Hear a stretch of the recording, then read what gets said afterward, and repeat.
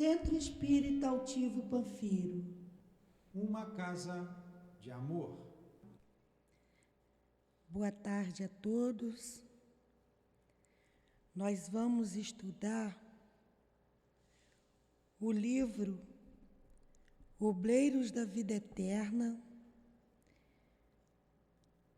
psicografado pelo nosso irmão Chico, pelo Espírito André Luiz. Mas antes vamos ler o Evangelho. Capítulo 2.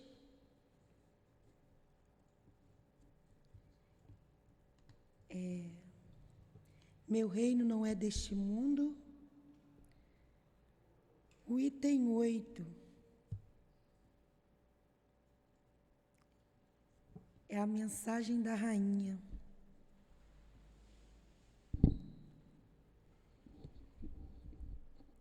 Quem melhor do que eu pôde compreender a verdade destas palavras de nosso Senhor? Meu reino não é deste mundo. O orgulho foi a minha perdição na terra.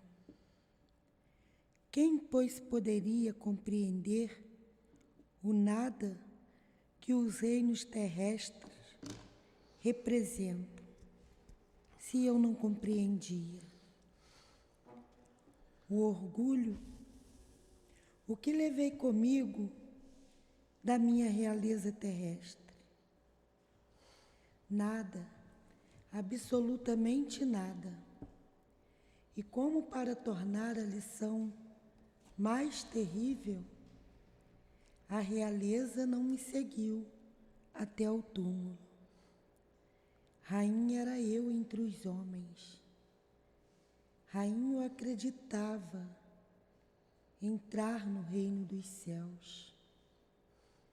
Que desilusão, que humilhação, quando em lugar de ser recebida como soberana, eu vi acima de mim, mais bem acima, homens que eu considerava insignificantes e que desprezava, porque não tinha sangue nobre. Nesse momento compreendi a inutilidade das honras e das grandezas que se buscam com tanta avidez sobre a terra. Para se preparar um lugar no reino dos céus, é preciso abnegação, humildade, caridade, em toda a sua perfeita prática, e benevolência para todos. Não se pergunta o que fomos, qual a posição que ocupamos, mas o bem que fizemos, as lágrimas que enxugamos. Ó Jesus, disseste que teu reino não é deste mundo, pois é preciso sofrer para chegar ao céu. E os degraus do trono não nos aproximam dele. São os caminhos mais penosos da vida que nos conduzem a ele. Procuremos, pois, o caminho entre as dificuldades e os espinhos, e não entre as flores. Os homens correm em busca dos bens terrenos, como se pudessem guardá-los para sempre. Mas aqui não há mais ilusões, e eles logo se apercebem de que se apoderaram apenas de uma sombra e negligenciaram os únicos bens sólidos e duráveis, os únicos que lhes seriam proveitosos na morada celeste, os únicos que poderiam dar entrada a essa morada. Tenham piedade daqueles que não ganharam o reino dos céus e ajudem-nos com suas preces, porque a prece aproxima o homem do Altíssimo. É o traço de união entre o céu e a terra. Não esqueçam, Uma Rainha de França, 1863. Pode fazer. Jesus, abençoe a nossa noite de estudos. Aproxima de nós os teus enviados celestes, os nossos irmãos e amigos a nos inspirar para o entendimento dos estudos desta noite. Em especial, o nosso irmão Chico, pois são as suas obras que iremos estudar. O querido irmão André Luiz, a nossa rainha de França, o querido irmão Altivo, a direção espiritual da nossa Casa de Amor, o SEAP. Em nome desses queridos irmãos, em nome de Leon Denis, de Allan Kardec, em nome do amor que vibra em nossa casa, em nome do nosso amor, Rudinha, do teu amor, Jesus, e do amor de Deus acima de tudo, é que pedimos a permissão para iniciarmos os estudos desta noite. Que assim seja.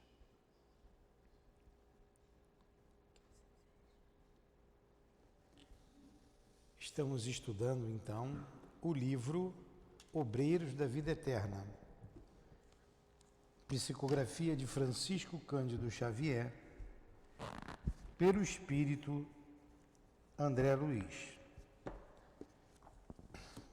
Esses espíritos, estamos no capítulo, então, em que eles estão ajudando um irmão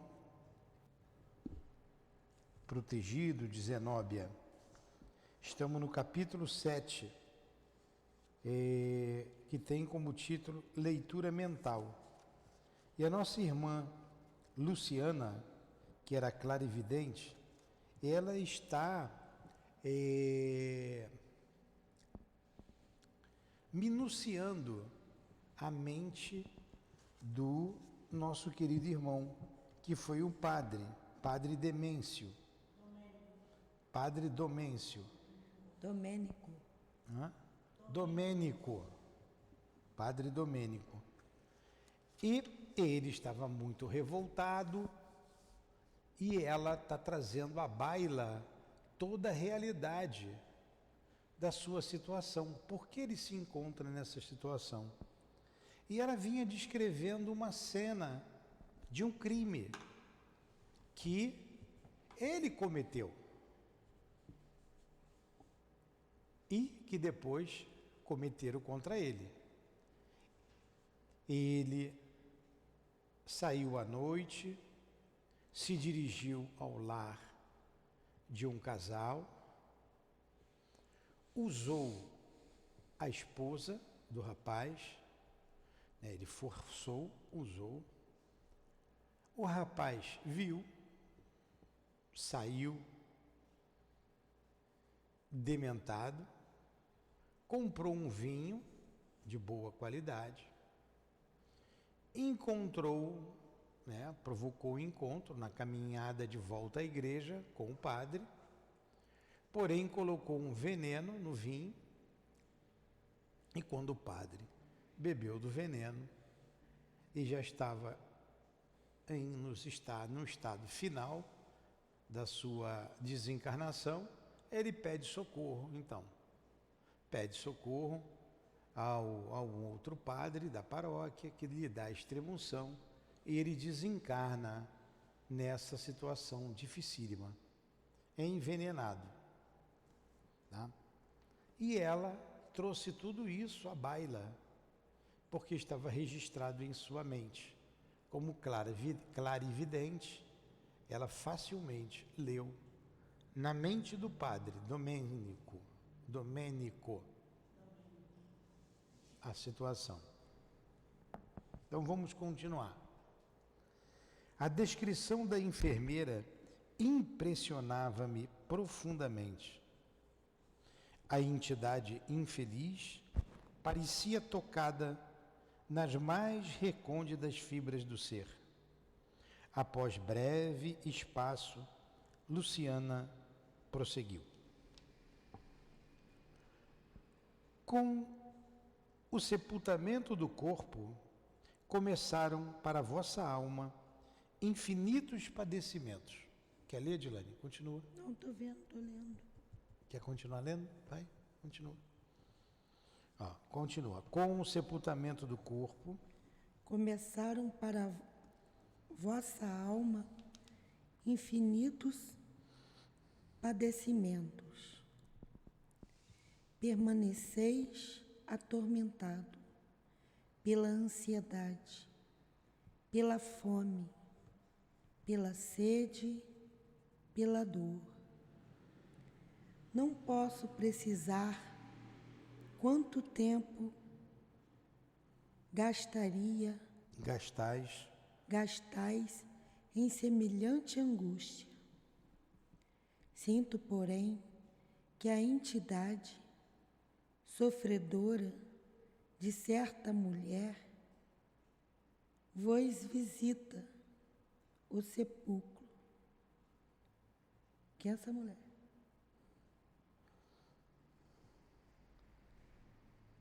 Estende-vos braços horrendos e sob impressão de pavor, conseguistes desatar o laço ainda restante que vos prende ao corpo, disforme, fugindo a praguejar. Então vamos lá. Com o sepultamento do corpo, começaram para a vossa alma infinitos padecimentos. Continua a irmã, a Luciana, a narrar a história que está dentro da mente dele. Essa Luciana já está desencarnada, né? A Luciana é desencarnada, aqui é todo mundo desencarnado. Ela está falando o que aconteceu com o padre após o envenenamento, após ele ser enterrado. Permaneceis atormentado pela ansiedade, pela fome, pela sede, pela dor. Então, mesmo depois de sepultado, ele estava com fome, sepultado o corpo, com sede, com dor. Não posso precisar quanto tempo gastais em semelhante angústia. Sinto, porém, que a entidade sofredora de certa mulher vos visita o sepulcro. Ele não falou ainda quem é essa mulher. Estende-vos braços horrendos e, sob impressão de pavor, conseguistes desatar o laço ainda restante que vos prende ao corpo disforme, fugindo a praguejar. Vosso quadro consciencial modifica-se. Recordais o drama da infortunada que vos apareceu suplicante. Foi também vítima de vosso poder fascinador. A leitura mental de vossas lembranças revela as particularidades da experiência final da tresloucada. Pobre mulher, crédula e confiante. Vejo-a chegando ao presbitério em tempestuosa noite. Experimentais a emoção inferior dos homens menos dignos, que sente o império absoluto sobre a presa. A pobrezinha, todavia, chora e roga-vos auxílio. Pronuncia palavras de comover corações de pedra, mostrando indefinível desalento. Percebo o que diz. Confiou excessivamente em vossas promessas e cedeu aos vossos caprichos de homem vulgar. Ele abusou dessa moça também. A princípio, acreditou que não adviriam desagradáveis consequências, certa da possibilidade de fugir a quaisquer observações. Sabíeis engodar-lhe, quer dizer, engodar, engodo, engano. Sabíeis engodar-lhe a inexperiência em assuntos afetivos e proclamáveis a inocência de semelhantes relações. Contudo, agora, anunciava-se um filhinho, preocupando-lhe o coração. Quem a socorreria? A mulher engravidou dele. Quem socorreria? Quem lhe restauraria a paz familiar? Não seria melhor a legalização dos laços existentes? Não deveriam esperar, honrados, a dádiva de um filho abençoado por Deus? Escutastes as rogativas sem abalo moral. Com a frieza dos homens de fraseologia brilhante, invocastes o dever sacerdotal como justificativa da impossibilidade. Comentastes as convenções humanas e, por fim, propusestes a conciliação do problema com um casamento apressado e indigno entre a vítima e o último de vossos servos. A jovem soluça convulsivamente, afirmando justa repulsa.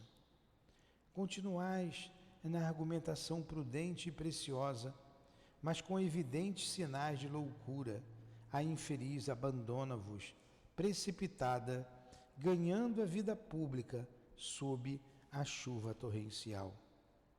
Acompanho-a. Regressa ao lar paterno, fundamente desequilibrada pelo vosso golpe imperioso. Ah, que horror!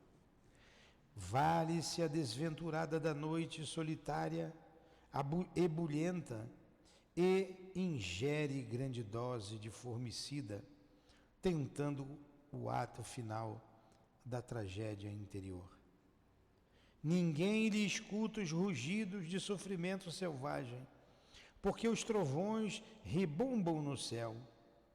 Ao amanhecer, todavia, um pai aflito corre ao vosso retiro, repousante, e coloca-vos ao corrente do fato. Morrera-lhe a filha misteriosamente. Como aclarar a situação? Não procedia com acerto, buscando o conselho sacerdotal?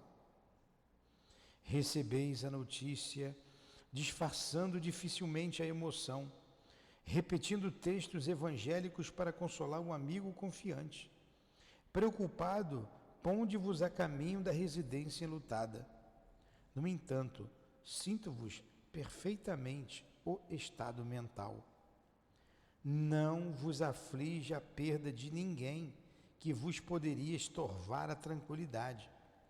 Preocupa-vos a descoberta de algum recurso aparentemente digno que vos conserve a cavaleiro da situação imprevista. Pronunciando palavras confortadoras, montastes guarda ao cadáver e chamastes médico amigo. Ei-lo que chega. Oh, é o mesmo que vos examinou no último dia, acreditando-vos suicida. Depois de longa conversação confidencial convosco, o clínico assevera que houve morte natural, com uma ruptura de vasos do coração. Recuperais o bem-estar que transparece, de novo, em vossa expressão fisionômica. Vossas referências de consolação tornam-se mais vivas e inteligentes e seguis os funerais calmo e contrito, embora os olhos esgazeados e terríveis da suicida vos contemplem do féretro, enquanto outros vultos negros do plano invisível aos homens comuns vos acompanham no préstito. São almas vingadoras que vos seguem tenazes. Meu Deus! Ele engravidou a moça se suicidou por causa do seu desprezo. O pai vai até ele porque sabia que a moça tinha ido procurá-lo na igreja para saber o que houve. Ele disfarça, ele chama o médico, conversa com o médico e o médico disse que ela morreu do coração, embora o médico soubesse que fosse veneno. Fez a mesma coisa com ele depois. Está entendendo, Dilane? Uhum. E interrompeu-se Luciana, visivelmente comovida, e dando-nos a entender que a paisagem mental de Domênico se modificara ao influxo de outras lembranças que a narração evocava, transferiu o curso das observações no tempo. Ainda tem mais coisas. Agora vocês vejam, vamos trazer para a gente o cuidado que nós também devemos ter no trato com essas pessoas tão carentes que nos procuram na casa espírita, carentes de tudo, para que também nós tenhamos dignidade, porque usamos o nome de Deus, porque aqui usamos o nome de Jesus e o nome dos bons espíritos, que tenhamos cuidado para não se aproveitar da dor de ninguém. Fica o alerta para todos nós. Quanta dor desse irmão. Aí ela continua. Ah, sim, vejo bem, continuou alarmada. Destaca-se infeliz entidade, que certamente vos consagrou funda afeição. Contempla-vos, continua Dilane, com desespero e enternecimento simultâneos. Vai. Não, pode ir. Estou vendo, estou acompanhando aqui. Pode ir ali de cima. Ah, vejo sim, pode ir, vai um pouco. Oh, meu pai. Ah, sim. Vejo bem. E aí? Continuou alarmada. Destaca-se, infeliz, entidade que, certamente, vos consagrou funda afeição.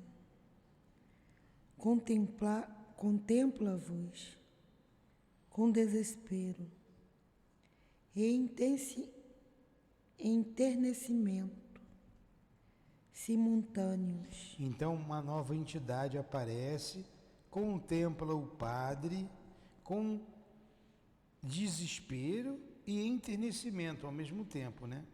Uhum. Parece-se extremamente convosco.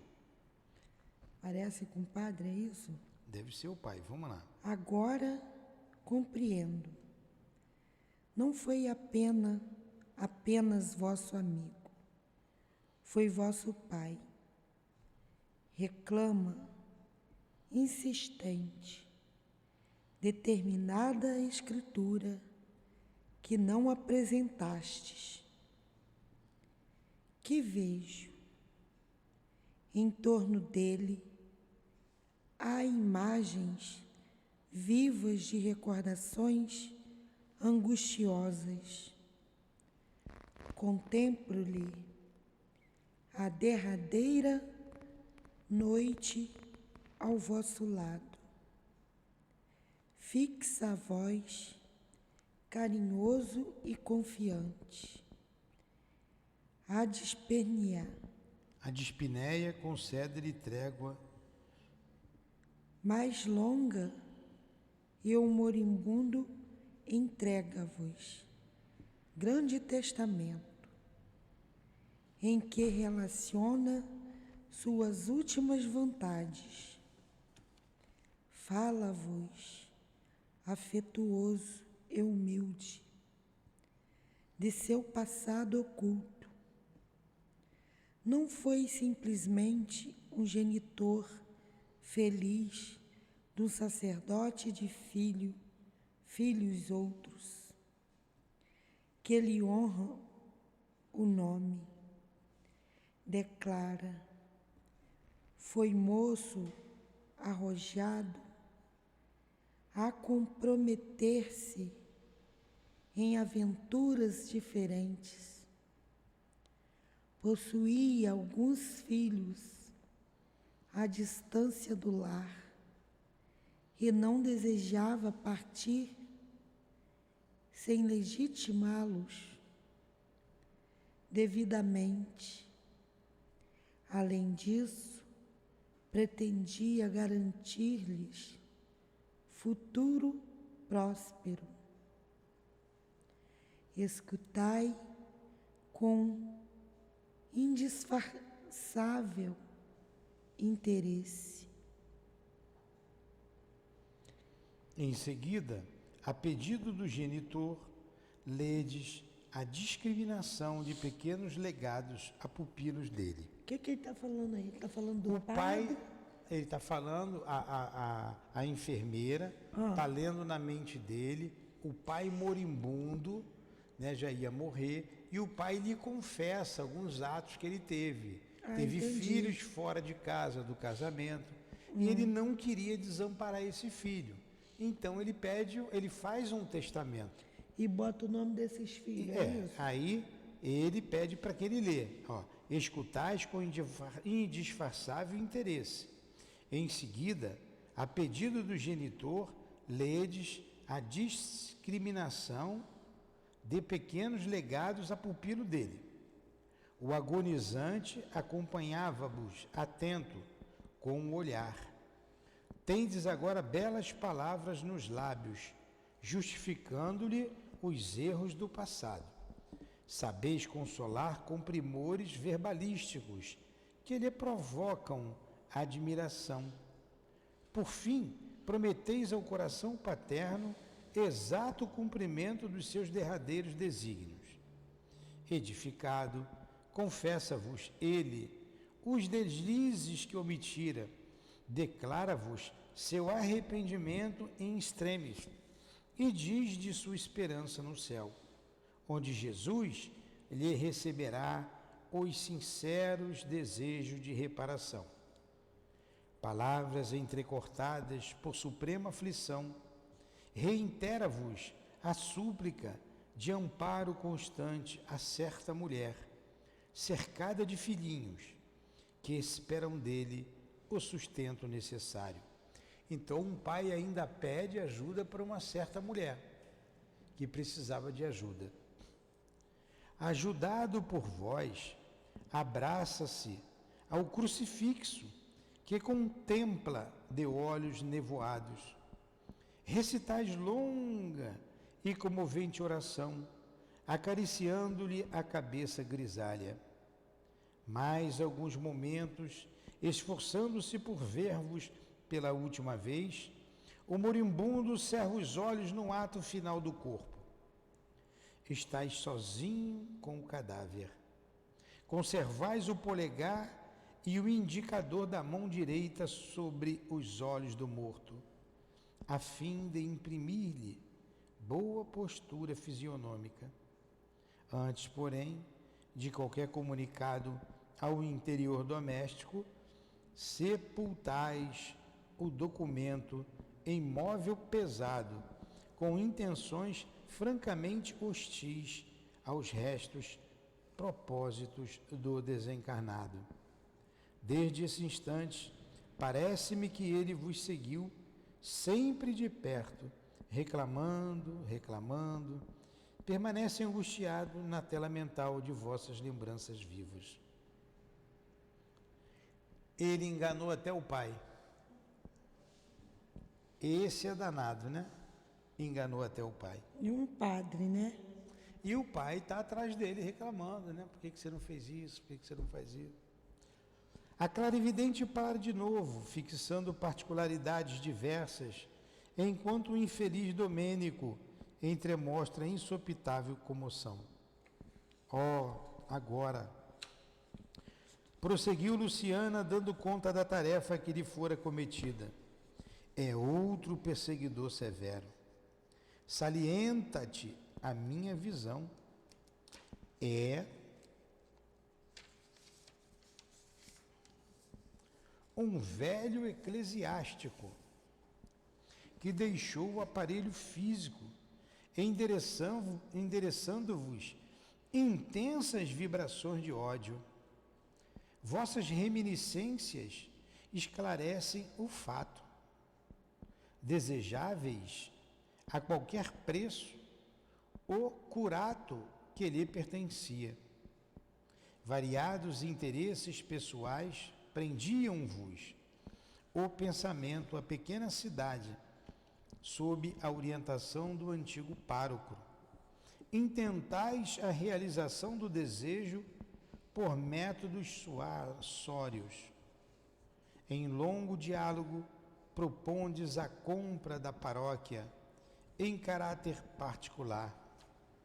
Alegais dispor de bastante influência política para efetivar a transferência sem abalos, remunerando-lhe a adesão incondicional ao projeto. O velhinho, porém, recusa e justifica-se. Ele propõe até comprar a paróquia de outro padre. Esse aqui era, né? Esse era terrível, né? Em longo diálogo, né? Alegais dispor bastante influência política para efetuar a transferência, sem abalos, remunerando-lhe a adesão incondicional ao projeto. O velhinho, porém, recusa e justifica-se. Permanece junto àquele rebanho desde muitos anos. Além disso, está velho, doente. Vai matar o velhinho, tadinho. Servir a igreja com as melhores forças dos seus bons tempos de saúde física e espera a possibilidade de morrer ali, respirando o ar amigo do seu pequeno pomar. Reconhece vossa superioridade na questão, considerando-vos as relações prestigiosas no seio do clero e da administração pública, e assegura que, se outras fossem as condições, cederia o lugar sem qualquer remuneração ou relutância. Os médicos, entretanto, recomendam-lhe a residência no litoral, para que a atmosfera marinha lhe facilite o esforço do coração. A rogativa comoveria a qualquer. Ouvistes, concordastes e apresentais despedidas arquitetando o novo plano. Dali mesmo, sem qualquer escrúpulo, partis em visita pessoal ao bispo da diocese, a quem expondes com fingida humildade a solicitação que vos preocupa. Enganado, o dignatário da igreja ouve atenciosamente e aceita o que propondes, recomendando, porém, prévia audiência de seus assessores diretos. Não tendes dúvidas ou ponderações de qualquer natureza. Gratificando companheiros altamente colocados, conseguistes que o antigo sacerdote fosse removido compulsoriamente para a longínqua paróquia de montanha, onde o ancião morreu sem delongas, odiando-vos de morte. Intoxicado pela glória e pelos reiterados desejos de vingança, está cego às manifestações da espiritualidade superior, cercando-vos com ira implacável. Enganou o padre também, amigo dele. Enganou o pai, enganou o padre, enganou a moça, enganou o médico, comprou pessoas, tudo usando o nome de Deus. Pois é, meus irmãos, pois é. a gente tem que olhar para nós novamente, porque esse padre está reencarnado, está preparando a reencarnação, quiçá está aqui no SEAP, ou noutra casa espírita qualquer. Será que ele já está encarnado? Foi escrito aí em 1940 e pouco o livro, estava preparando a reencarnação dele, se ele voltou, deve estar reencarnado, velhinho, ou já retornado recentemente. Não, está reencarnado, deve estar 70 e poucos anos. 1940? Não, estou fazendo um cálculo quimérico aqui, eu nasci em 59, eu estou com 64, esse livro foi escrito em 1946, por aí, né? Nosso lar foi em 42, por aí. Então, que ele seja aí uns 10 anos mais velho do que eu, ele está com 74, 75 anos, deve estar vivo. E fica também a mensagem para nós espíritas, a gente não utilizar o do nome da casa, o nome do Cristo, o nome de Deus, para tirar proveito próprio, para enganar as pessoas. Porque nós vemos aqui tanta fragilidade nas pessoas, e você, com conhecimento do Evangelho, com conhecimento doutrinário, é claro que você tem que ter caráter, mas se você, com conhecimento, como tinha lá o sacerdote do Evangelho, mas a sua falta de caráter, olha o que ele fez. Não é? Fica aqui pra gente. Ele sabia falar, tinha acesso às... Novo intervalo da clarividente. Luciana, porém, recomeça a exposição mais alarmada. Poxa, ainda tem mais coisa, hein? Vai aí, Edilane, lê um pouquinho. Aqui é diferente, eu acho. Pode ir. Agora surge determinada mulher.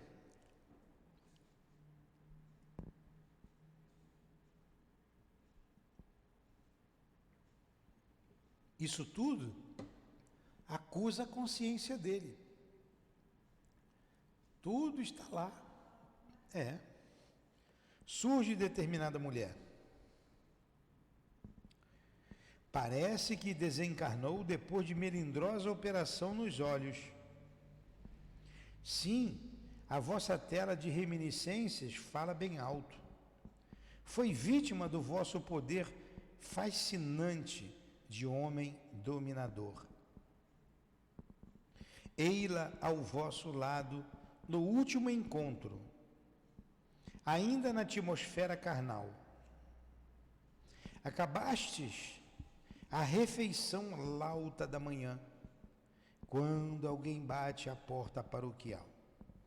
Até a refeição que ele fez está na mente dele.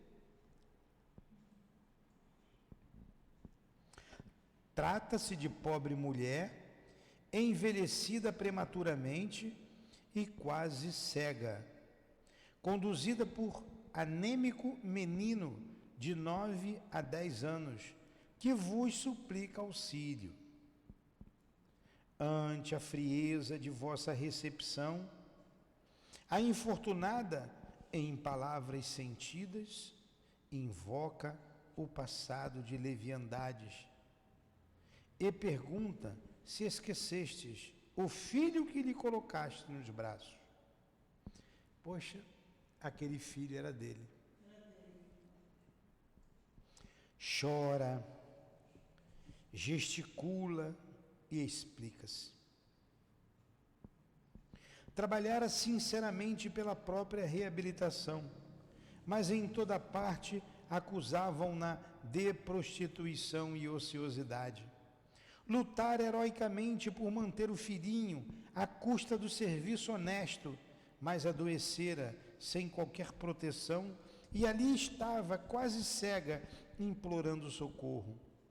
Se pudesse, pouparia o filho, ainda criança, a humilhação de conhecer o pai desalmado. Entretanto, o pequenino abeirava-se da morte. Surpreendera-o a tuberculose devoradora e suplicava-lhe auxílio financeiro para o tratamento indispensável. A criança contemplava-os triste e confiada. Ouvistes indiferente e ensaiastes resposta estranha. Ao vosso toque particular da campainha, determinado servidor aparece conduzindo cães bravos que ameaçam os pobres pedintes, forçando-os a fugir espavoridos.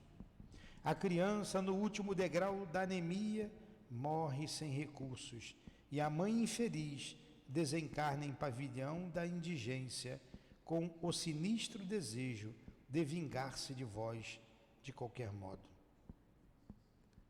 Meu Deus! Não, já tem uma coleção aqui de perseguidores. Tudo em nome de Jesus. Por isso somos aqui sempre orientados sobre o nosso passado, para que a gente vigie, para que a gente ore, para que a gente seja amigo um do outro. Porque esse passado aqui que nós estamos lendo, de dor, de tristeza, também é o nosso passado. Também é o nosso passado. Ninguém aqui pode julgar ninguém. A gente tem que ler, analisar essa história dolorosa desse irmão e até, será que fui eu? Nossa. Será que eu fui o padre Domênico? Por que não? E Deus nos dando a bênção do esquecimento, nos coloca diante novamente das mesmas vítimas que correm à casa espírita para que nós consigamos, debaixo da lei de amor, caminhar para Deus.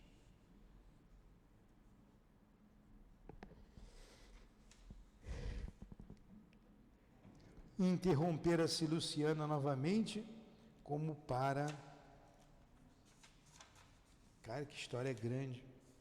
Fixar minúcias apenas visíveis ao seu olhar.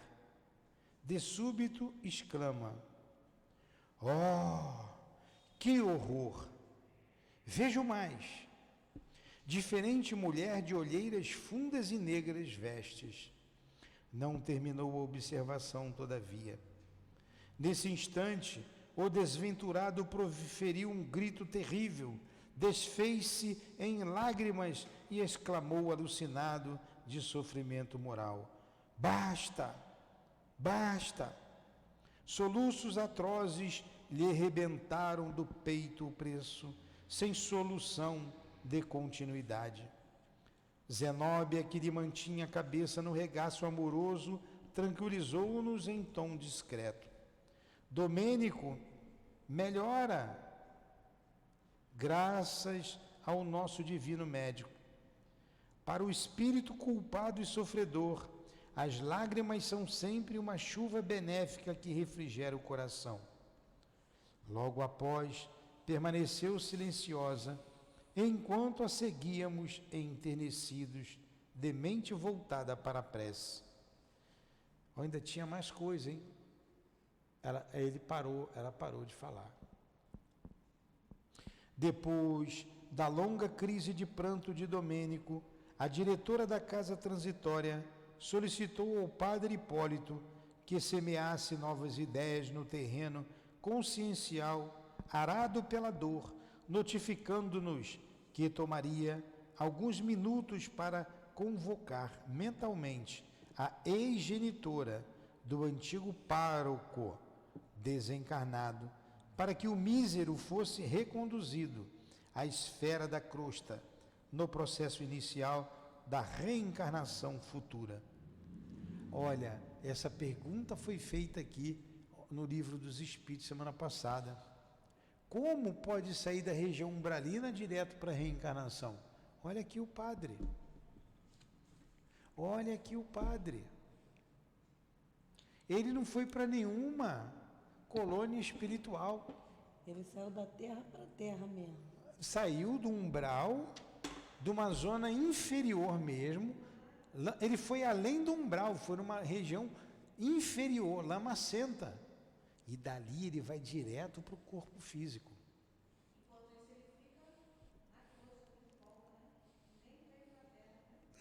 Você está vendo?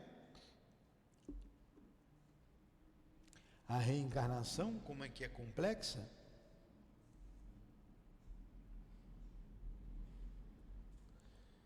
Coitado.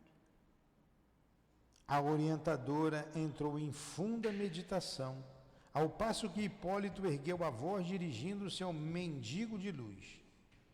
Irmão Domênico, o Senhor misericordioso ouviu-nos a rogativa. Desejas efetivamente a redenção? O interpelado, ao que deduzi, despreocupou-se inteiramente da pergunta e, mantendo forte impressão relativamente às afirmações que ouvira, indagou a seu turno. Existe então a justiça divina, anotando-nos as faltas. Há cadastros tão minuciosos para os mais secretos feitos do espírito? Ele ficou impressionado. Como é que ela sabia daquilo tudo, né? Ele não sabia que estava na mente dele. Trazemos na própria consciência o arquivo indelével dos nossos erros, comentou Hipólito com inflexão de piedade. Como justos são portadores das notas íntimas que os glorificam diante do Pai Altíssimo.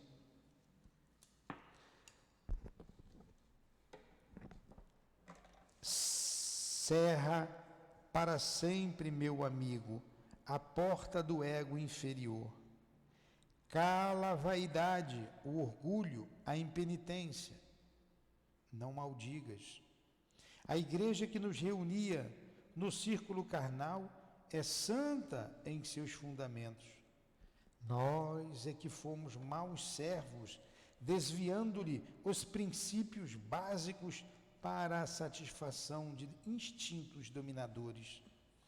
Procurávamos o reino transitório do poder temporal, através de puras manifestações do culto externo, aliado à política corruptora, olvidando deliberadamente o reino de Deus e sua justiça.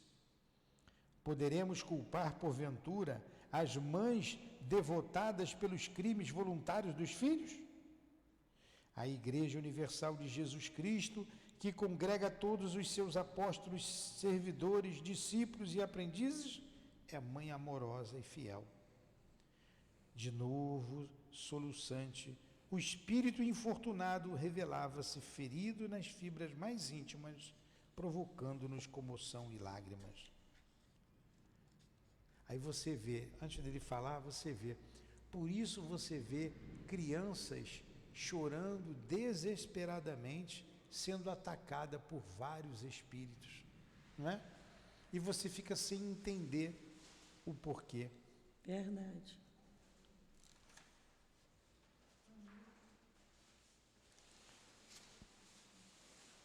Eu vou ter que parar por aqui. Sim. Vamos parar por aqui? Semana que vem eu preciso lembrar dessa história. Vamos parar por aqui. Já está quase na hora. É de novo. Hã?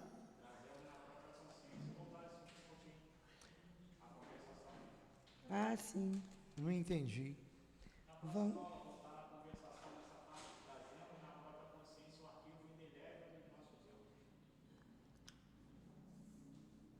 Ah, tá.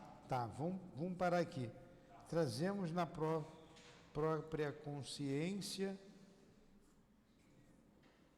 os arquivos indeléveis. Então, vocês que chegaram agora, boa noite. A gente já vai terminar o estudo.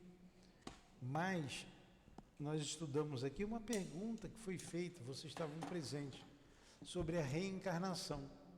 E aqui nós estamos estudando a reencarnação do Padre Domênico. E ele foi resgatado numa região umbralina, numa região muito difícil. Ele colocou um nome na profundeza do umbral, né? Depois de lugares muito difíceis, ele foi resgatado.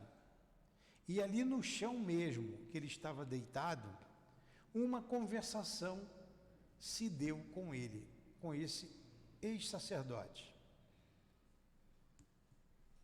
E a enfermeira, por causa da sua revolta, mostra-lhe os seus erros. E dali mesmo, depois dessa conversa breve, ele vai ser levado ao corpo físico, ele vai reencarnar. Ele sai de uma região tenebrosa para um corpo físico. Então não é todo mundo que vem de uma colônia espiritual, que tem todo um preparo para a reencarnação. Essa reencarnação do Padre Domênico é muito instrutiva e elucidativa, porque você tem a reencarnação de Segismundo e agora você tem a reencarnação do Padre Domênico, muito interessante. Tá? Vamos encerrar então? Faz a prece, Edilane. Pode fazer, doutor Roca. Encerramos o nosso estudo da noite de hoje, agradecendo ao irmão Francisco Cândido Xavier, o nosso querido Chico, como carinhosamente é chamado e conhecido por todos nós. O seu trabalho, a sua dedicação, nos trazendo a beleza da reencarnação, a beleza da justiça que se cumpre ao retornarmos ao corpo físico. Obrigado ao irmão André Luiz, que narra a história que foi estudada nesta noite.